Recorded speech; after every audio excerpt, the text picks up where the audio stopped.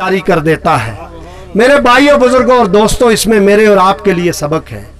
जो अल्लाह के साथ, दीन के साथ, रसूल के साथ खड़ा हो गया, फिर समझ ले कि उसके लिए बहारें ही बहारें हैं, उसके लिए फिर जिक्र ही जिक्र है। मेरे भाइयों, बुजुर्गों और दोस्तों, ये आस्ताने और ये गद्दियां एक दौर में और आज भी इंसानियत की फलाह के लिए, इंसानियत की रहनुमाई के लिए, इंसानियत को हिदायत का रास्ता दिखाने के लिए अल्लाह तबारिक व तआला ने एक इनाम की सूरत में हमारे इस इलाके और हमारे इस कुर्बो जवार में इसका एहतमाम फरमाया।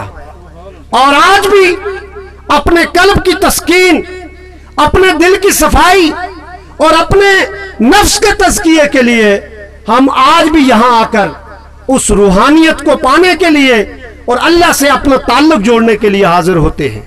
मैं कहा करता हूं, बहुत सारी सोच और फिक्र आ गई है।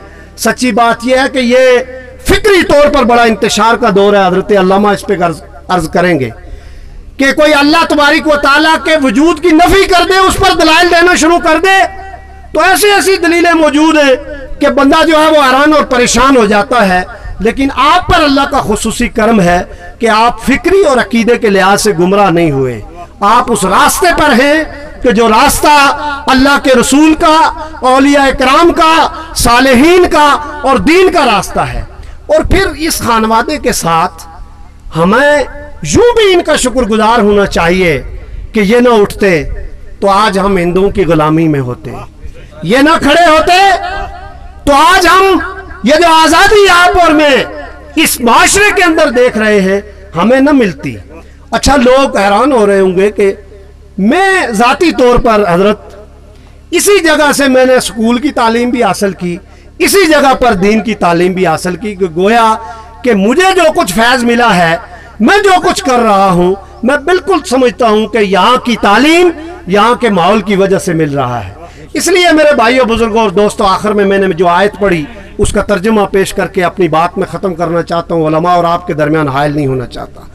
आपको अल्लाह ने एक मकसद के लिए इस दुनिया में भेजा, और मकसद ये है कि अल्लाह की इबादत, और अल्लाह की इबादत में सबसे चोटी की इबादत यह है कि अल्लाह का दीन इस दुनिया पर और इस ज़मीन पर उस निज़ाम मुस्तफ़ा का निफाज हो, उस निज़ाम मुस्तफ़ा वो आ जाए।